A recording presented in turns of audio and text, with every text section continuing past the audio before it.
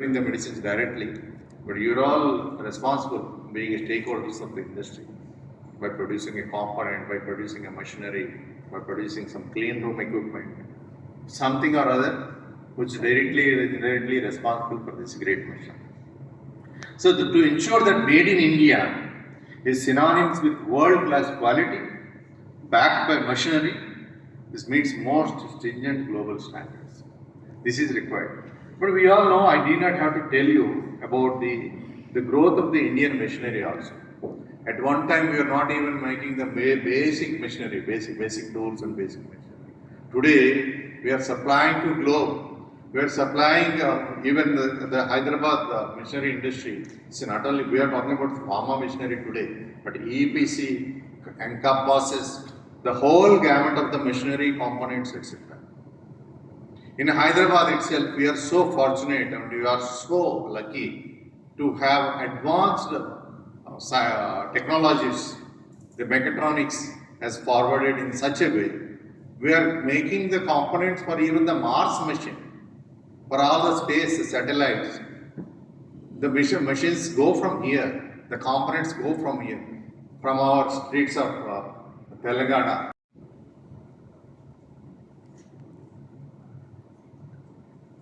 So beyond the generic leadership, so what we are talking about, the generic medicines, we are number one in the world.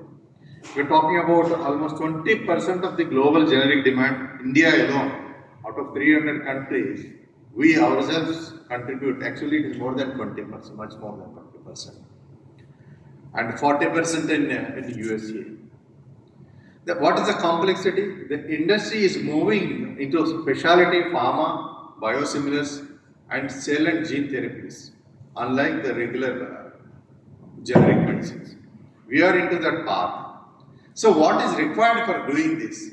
So we are also part of the journey. The challenge is always the traditional manufacturing setups are reaching their limits already. As you all know, we are all part of this, the whole, the gamut of supply chain within the pharma manufacturing process. But this is going to a threshold level. जैसे राकेश भाई ने अध्यक्ष जी ने बताए थे, we have achieved great milestones in exporting our machinery in multiple countries. US alone, I think you are contributing more than $20 billion. So there also there is a formal 10% levy. Even that doesn't really affect our sales of Indian machinery. So why Indian machinery is also being accepted in the world? Many people keep telling ours is substandard, inferior, etc. But जिस ये सबूत ये है कि हमारा दवाई क्यों बिक रहे हैं यूएस में, हमारे मिशनरी क्यों जा रहे हैं वहाँ. So that shows, that speaks volumes about our quality and affordability. That's more important. Be it machinery, be it medicines. But as I said already, they were already reaching that limits. So what we need to do to sustain, our target is USD $130 billion in the medicine sector by 2030. So our infrastructure also must undergo a radical technological overhaul. Unless this machinery and unless this the whole system supports, we will not be able to reach that goals. The shift from volume to value we are talking about, I often call the machinery, what we are all talking about, is silent physician. Doctor तो दिखता है, doctor आवाज भी करता है, लेकिन missionary कहीं और मैन्युफैक्चरिंग में घुस जाते हैं. It won't really, we won't see the machinery जहाँ से वो दवाई आता है. But I call that is a silent physician. Why? Because if it doesn't perform its duty properly in all the protocols of the operations manufacturing, so it also fails the patient. And then apart from the machinery, let's move to smart laboratories also, which is also part of our Expo, Lab Next Expo 2026. I think you have wonderful opportunity to witness all the latest developments in this area too. So our laboratories also must move from reactive testing to predictive analytics. So now we get the diagnostics also. Why we go to the diagnostics? Not after getting the disease. Even the predictive analysis. आगे क्या होने वाला है. So similarly, laboratories also need to move for predictive analytics rather than reactive analytics. So next gen engineering, we need modular, flexible and plug and play manufacturing lines. This is the need of the hour in the future. We all need to work towards that objective. And that can really switch between products with the zero cross-contamination risk and the minimal downtime. This really helps that, which is the need for us today. And now everybody is talking about the digital transformation we talk about, and we also are not lagging far behind.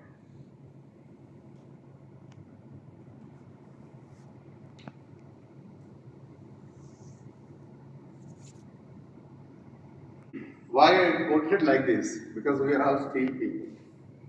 Ajit bhai bata rahe the, which is a major export, or metal. Metal is our major export. Metal has a heart. We all think that metal is just a static item. Everything in the universe has some meaning. If you are able to make use of this in a proper manner, it really contributes to the mankind. So when we talk about the intelligence embedded in steel, data integrity, in a digital first regulatory environment, if it is not logged, it is not happening. अगर आप log in करके नहीं किया तो आप समझो वो हुआ भी नहीं. AI and IoT, artificial intelligence and Internet of Things, transitioning to machines that self-diagnose. So आपको अलग से diagnose करने digital twins technology to the physical trials begin. So trials होते पहले ही अपना खुद का diagnosis हो जाता है with the integration of the latest technologies in the digital. The blockchain also in the similar way. Securing the supply chain starts at the point of primary packaging. वही चालू होता है. Ensuring every dose is traceable globally. So every dose, every medicine travels thousands or tens of thousands of miles across the world, passing through different destinations during its journey. But it has to be traceable wherever it is there. ये कहाँ manufacture हुआ, what is that components inside, where it is manufactured. So that is the advent of the digital transformation and the integration. When we talk about the manufacturing for a better planet,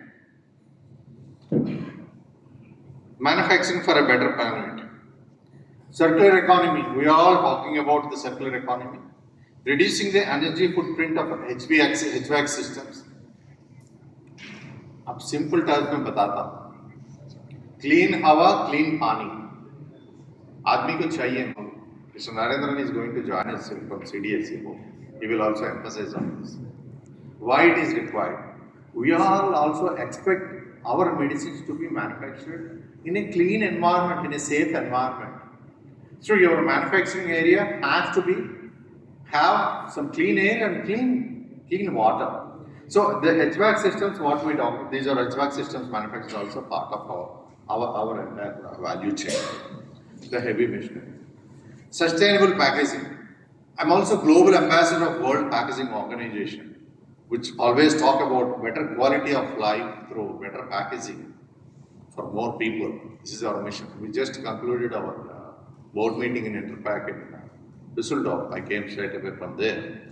So I always advocate for packaging that is as kind to the earth as the medicine is to the patient.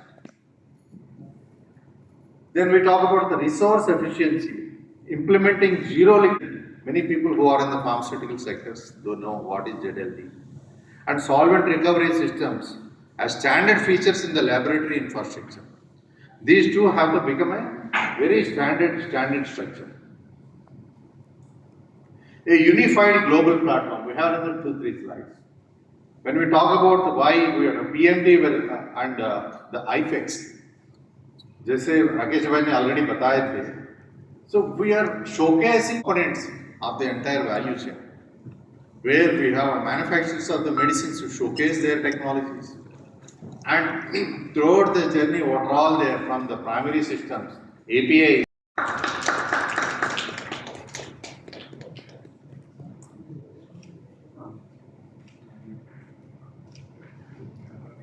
Also, I request my ED to please facilitate Mr. K.V. Ram Babu, Chairman IDMA and MD Pulse Pharma. Thank you for joining us, sir. Now, I would like to request Sri Suresh Babu to give the ECGC presentation. I request ECGC also to please more focus on the relief scheme because it's a new initiative by the DOC and people really would like to know about the relief scheme. Thank you. This I'm going to tell briefly. There are three components in that. So in the relief scheme, there are three components in that. In the third component, we shall see first. Before this, I think you're all aware of ECGC and ECGC schemes, what it is going to do to your to support your export business. So based on that, I am going directly to the scheme. Our internet ECGC.in has provided you login facilities and claim also you can lodge from there straight. So that is the first thing. Even if you don't have ECGC policy, you can. If you have incurred any additional losses in terms of insurance premium, in terms of voyage or expenses, in terms of that, you can claim that. Right? The shipment should have been made from the 14th February to 15th March. So these things you can lodge a claim. As of now, under this scheme, there are 620 claims lodged by different MSME exporters who are non-policy holders. Policy as of now. So the first one is period of validity is mentioned, means the shipments made during that period where you have incurred additional expenses because of this West Asian war crisis. So those will be covered.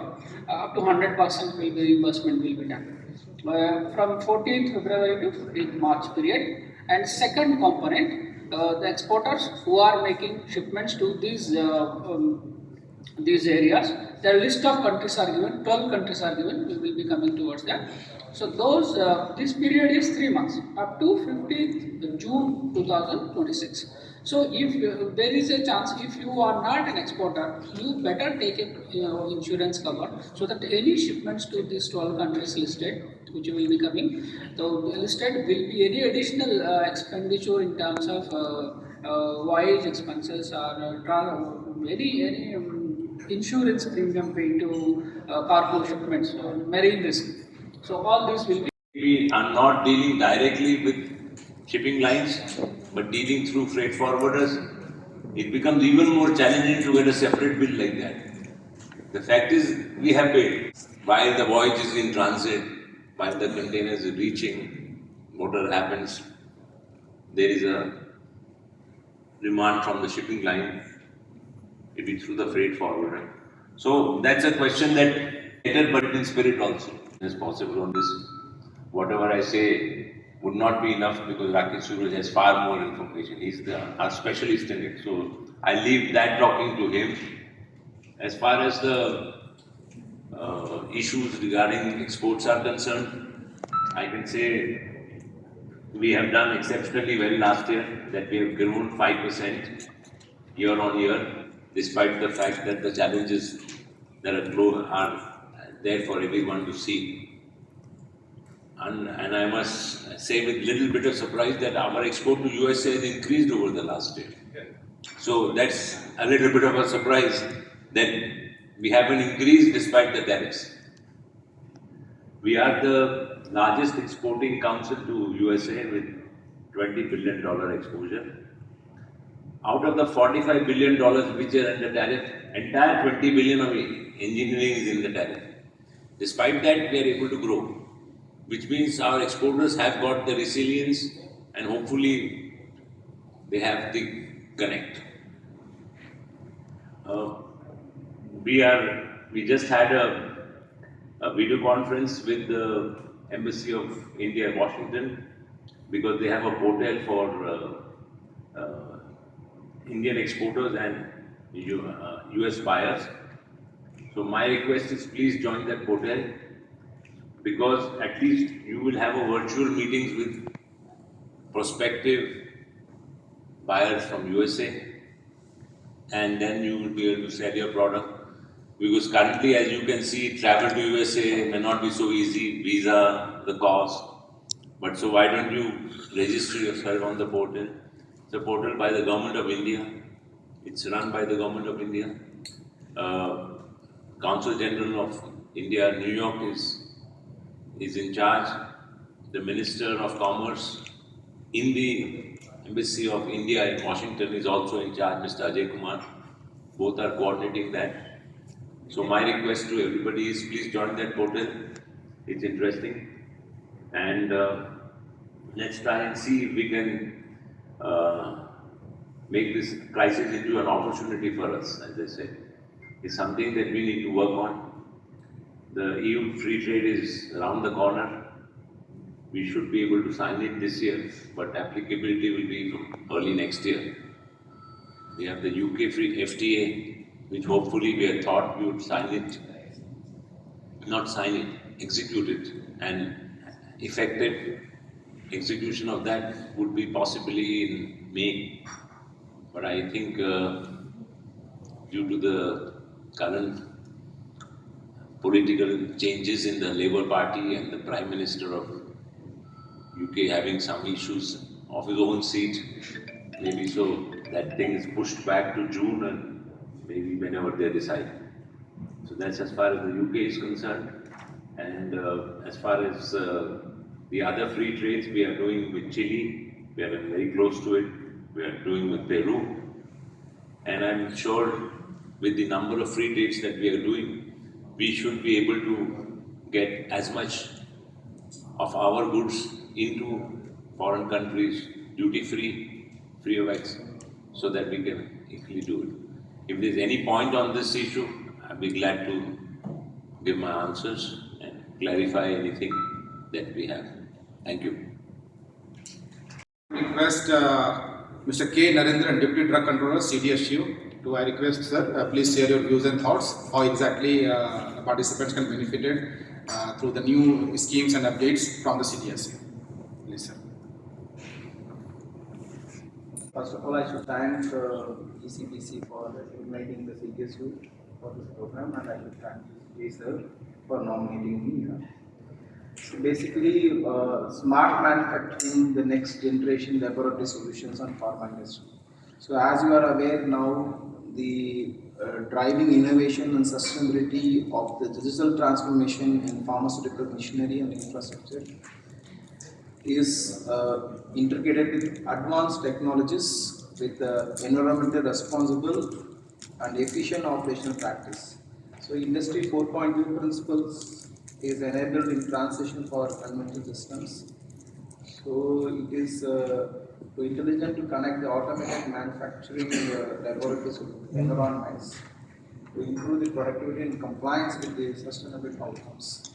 So as far as Indian scenario is concerned, there is Government of India is promoting the Industry 4.0 Digital India initiative to encourage pharmaceutical automation and digitalization.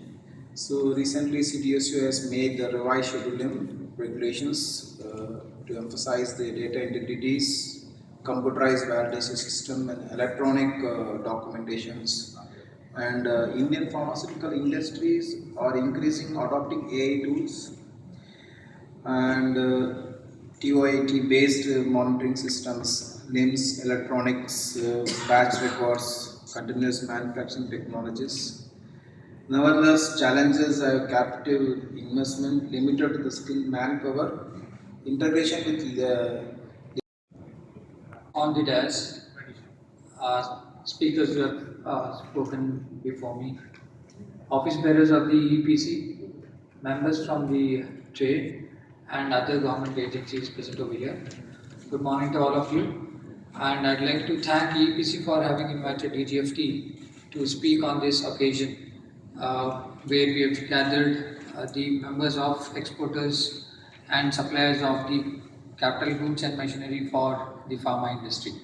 Right? A lot of things have been stated by the speakers before me. I'd like to not reiterate some of the aspects what they have already spoken. However, I'd like to give a brief presentation on the opportunities which lie in the pharma sector for the manufacturers of the capital goods in the engineering sector. As a show of hands, can I just get to know as to how many exporters are here in engineering sector who have exported to the pharma industry or who have supplied to the pharma industry in India as well? Not many, right? So I think this presentation will help. I'd like to state some of the categories of the capital goods which will be helpful for the pharma sector. So let's go through this. As it was mentioned earlier also, I mean, India has been the pharmacy to the world, and it has been one of the largest exporter of the generic drugs, whether it's in US, whether it's in the UK, where the drugs are distributed to the NHS. We are the major component of the supplier of the pharmacies, right? So in this regard, the pharmaceutical industry has matured over the past decades, I would say, and in terms of its capabilities to increase the diverse products, in terms of being able to come up with their own the research in the drug discovery phase, in terms of being able to scale up to the competitive markets. And we here in Hyderabad, which happens to be the main hub for the pharmaceutical research as well as pharmaceutical exports. So I'd like to state that it's a big opportunity. India's domestic pharmaceutical industry itself is projected to be around 130 billion, right? So when such an industry is thriving and growing at around 10 to 12% on a CAGR basis, and the exports also the countries in West Asia. So it was explained in detail about the three components, component 1, 2 and 3, and what are the benefits. I urge the exporters who had the exposure to such kind of consignments to make online applications to the ECGC and try to avail benefits under relief scheme. That was one thing. And finally, on this aspect of the upcoming expo being conducted by EEPC as well as PharmExcel as part of IFAX, I'd like to extend my best wishes to the program, and I would like to see more of the Indian entrepreneurs also showcasing their capital goods machinery over there. Okay. Thank you so much. For giving a detailed presentation across exhibition and the DGFT and the global scenario. It's really help us all the participants who are joining here, and thank you, sir. Thank you for this detailed presentation. Now, last but not least, we have the IDMA chairman, KV Ram Babu. So I request, please share your views and thoughts. Thank you, sir. Thank you for joining us also. Distinguished dignitaries on the dais and all the participants of the dais. Good morning and good afternoon now. Yeah. So at the outset, I thank the EEPC organizers who have given me this opportunity to speak here. So they have not given me any particular theme to speak about, but I've seen that most of the topics are already covered. So we've been talking about smart manufacturing, and I've seen my friend Mr. Chakravarti has already spoken about the smart manufacturing through the digitalization and automation of manufacturing process and using AI tools. Now we have been talking about this automation in manufacturing, pharmaceutical manufacturing for a very long time, but I'm not seeing enough is happening in this area. So like today in our personal lives, we have got everything automized. Our home is automized, our cooking is automized, our washing is automized, our travel is also automized through DigiYatra. So there are many things which are automized in our personal lives. But when it comes to industrial applications, particularly pharma industry, I've not seen much of automation is happening. While other industry it is catching up it's already there. People are using robotic technologies and robots are being used. So I always say pharma has got a lot of conservative mindset because we have a fear of facing these regulators. So I think I would like to take the, probably one of the senior regulators here. But we are always worried about, the regulators questioning us about the data that we generate through the digitalization. So among the industries, in fact, pharma is the third most regulated industry in the world. First being the aviation and the second being the automobiles, and pharma is the third most regulated industry. So the regulators want to know everything that we do in the manufacturing side, even in the R&D. So right from everything. So they want us to not do any mistakes because a small mistake can cost lives. So that's the reason they kind of want to go more into the data that we generate. So that is the reason we, probably pharma industry is little hesitating to adopt this automation while technologies are available, but they are slow in adopting these technologies. On the other side, when we deploy large number of technical manpower to capture the data, today there are only few people who are working in the production who are actually producing the products. There are almost 3 to 4 times of that number who are deployed in recording what they are doing. So there is a lot of manual records that are being prepared by the people in the QA and even in the QC. The actual people who work on the equipment is less, and the people who prepare the records and certificates is very high. So that can be avoided. We can actually optimize the deployment of our technical manpower if we can automate. And anyway, as such, whatever we generate the data, regulators anyway do not believe, and they wanted to go more into the details, they want to have more supporting data. So why not we have the machines itself generate the data? Machines cannot lie, machines do not have emotions, and machines will produce the data as they are.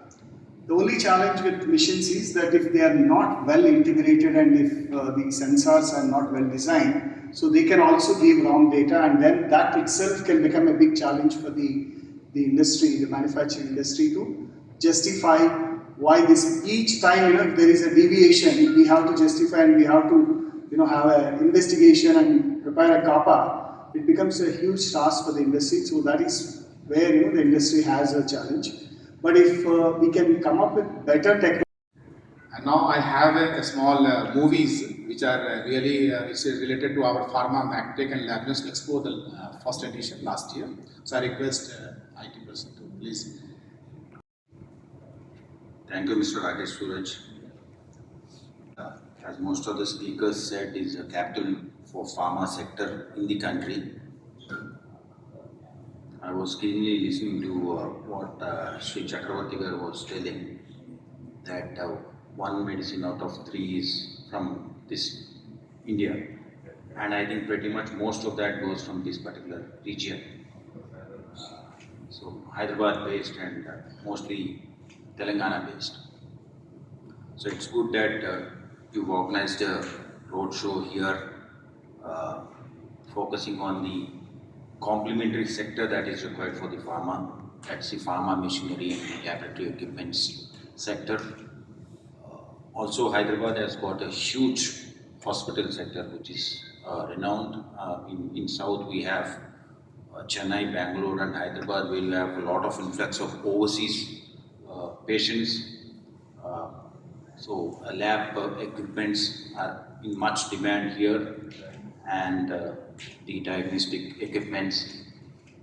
Apart from the demand from the country, I think you are also talking about exporting these to overseas markets. If these equipments can succeed in India, I am sure they can be successful anywhere in the globe. So these I would like to thank all the expert speakers who've been here and delivered their valuable address. To start off with, I would like to thank Sri Akshay, the Joint DGFT, the young dynamic officer who's industry friendly, for his enlightful presentation on the opportunities in the pharma sector and the verticals within that sector. I also would like to thank Chairman EPC Sri Pankaj Chatta for giving the current scenario and the challenges that are faced in the international trade, especially the engineering sector, and how we are navigating in spite of the difficult challenges we are facing over the past 1 year. Also would like to thank our Sri Chakravarti ji for his wonderful talk about the strength of Indian pharma sector. Was really good to listen that we are doing so well. When I was listening to his speech, I recalled I was in a country called Guatemala. So when I was trying to market that event to engineering companies, a lot of them are asking, sir, where is this country? So I had to tell them that it is between the North and South America. There will be a small line, that's where this country lies. But to my surprise, when I went there, I found a hotel being run by a Telugu person in Guatemala. So imagine the kind of reach our sector, farmers are India from the pharma sector, I was told. The kind of outreach our pharma sector from this region has got to wide areas. I mean, Latin America, Central America is unheard of in certain sectors, but they have done really well. And also, I would like to thank the other dignitaries, Sri Rambabu Garu, Sri Suresh Babu, and Sri Narendran for their valuable inputs to the gathering today. And last but not the least, I would like to thank my ED, Executive Director, Sri Adit Mitra, for his wonderful welcome remarks, and my good friend, my colleague, Mr. Rakesh Suraj, for the opportunities this event is offering for all the pharma and lab equipment companies, and also as it complements the pharma sector, it's much more ideal for people from Telangana and I could say Andhra Pradesh also, both the states. So thank you all for this wonderful presentation, and also would like to thank the large contingent of media. Thank you for covering this event and giving a wide publicity for this particular session. Thank you all, and I would now request to kindly join for lunch. Thank you.